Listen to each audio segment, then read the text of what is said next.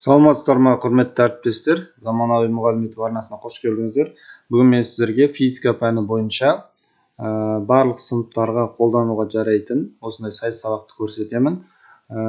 Бірінші мына жердегі сайыс сабақты мен былай бір рет ашып көрсетейін, одан кейін әрі қарай түсіндіріп өтемін. Сначала деп ашам, міне. Бұл жерде физика пәні бойынша мен YouTube каналымнан барлық пәндер бойынша сіздер барлық пәндер бойынша табуға болады. Құдай қаласа осы YouTube каналда салынады алдағы уақытта. Енді мына жерде кезеңдерін көрсеттік. Сайыс сабағымыз осылай басталады. Бірінші кезең бізде таныстыру болады.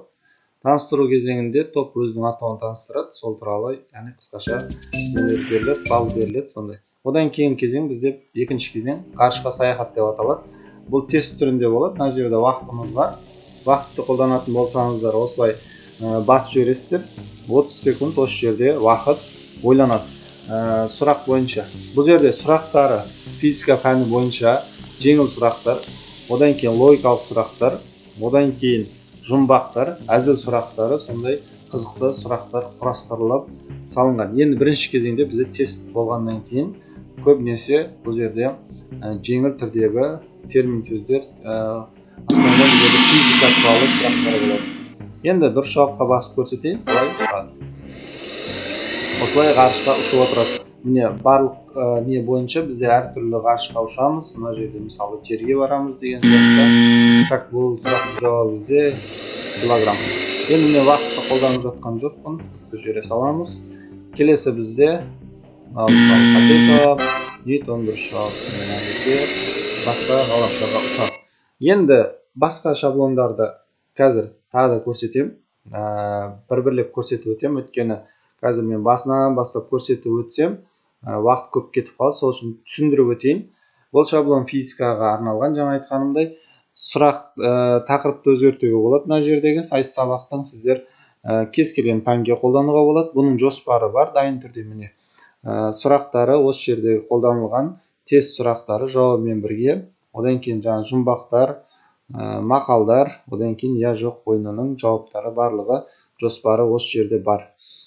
Жоспармен бірге берем. Одан кейін мына жердегі сұрақтарын өзгертесіздер, кезеңдерін өзгертуге болады. Я болмаса дайын түрінде қолдана бересіздер.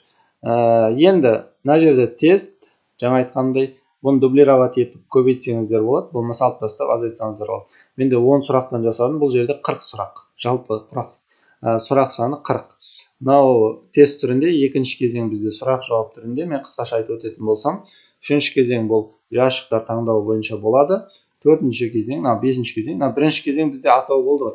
Сонымен бірге бесінші кезеңде бізде мынандай я жоқ ойыны болады. Енді жаңа ғана мен ғарышқа саяхатты көрсеттім. Мына жерде барлығы істейді. Дұрыс жауап басылған кезде мынау ғаламшарға қарай мынау ракета ұшып отырады. Яғни түсінікті. Одан кейінгі кезеңді көрсетейін. Әрбір кезеңді өстіп бөлек-бөлек ашып шығамын. Басталуында өзінің дауысы бар, осылай әдемі звукпен басталады, фонымен. Одан кейін мына жерде сұрағы шығады. Міне, уақытты қосамыз. Кім барлық түрде сөйлейді. Яғни бұл логикалық түрдегі, логика болғанда да физика бойынша логикалық сұрақ болады, яғни жаңғырық. Келесі, мысалы, қазір физика бойынша дегенде, стакандағы суды ішіп қойса, ішінде не қалады дейді мысалы. Енді физикалық және логикалық түрдегі сұрақтар бұл кезең бойынша. Міне, осындай қызықты сұрақтар бар.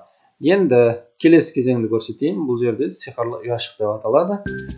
Барлығы істейді. Мен бүйтіп бір-бірлеп көрсетіп жатырмын. Өйткені біреу істесе қалғандар істеу керек. Яғни анимациясы бір. Мақалдар және жұмбақтар бойынша бұл ұяшықтар. Яғни мақалдар қандай мақалдар? Бұл физикаға байланысты. Тек қана физикаға байланысты. Мысалы, үшіншіне осындай сұрақ. Жауабына басатын болсақ, осылай жауабы шығады. Яғни физика бойынша мақалдар. Мысалы, жұмбақты ашып көрейік. Жұмбақта осындай. Мысалы, осындай жұмбақтар берілген. Жауабына басатын болсақ, бұл жарық деп аталады екен. Таңдалған ұяшық жоғалып отырады. Келесі кезеңге басамын осы жерден. Соңғы кезең бізде 5-ші кезең деп аталады. 5-ші кезеңде осындай я жоқ ойыны. Яғни физика бойынша сұрақтар беріледі бізге. Сол бойынша оқушылар, капитандар арасында сайыс болады. Соңғы сайыс бізде тез өткізіп жіберем. Өйткені соңғы жағын көрсетіп жіберуім керек. бизбен қазір осы жерде бір көкеміз қазір қоштасады, соны көрсетейін. Мынау соңғы сұрақ бізде 10-шы сұрақ. 10-шы сұрақтан кейін бізде осылай қоштасып сайыс сабағымыз аяқталады. Енді сұрақтарын көбейте бересіздер, жаңа айтқанымды дублировать етсеңіздер болды. Ал мынау ұяшықтар бойынша сұрақтарын көбейтуге болмайды, өйткені анимация қойылған бұл жерде, түсінікті.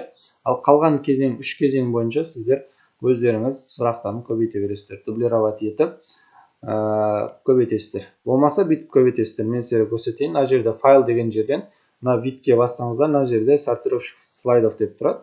Осы жерден былай белгілеп алып көбейте бересіздер, ставить етіп қойып. Енді бұл физика пәні бойынша болды. Одан кейін менің YouTube каналымда химия, математика, информатика барлық пәндер бойынша осындай сайыс сабақтар салынады алдағы уақытта. YouTube каналға тіркеліп алыңыздар. Басқа да сайыс сабақтар, интеллектуалды ойындар керек болса маған хабарласыңыздар. Мен сіздерге толығырақ WhatsApp нөмірге жазсаңыздар, сол жерде толығырақ айтатын боламын. Назарларыңызға рахмет.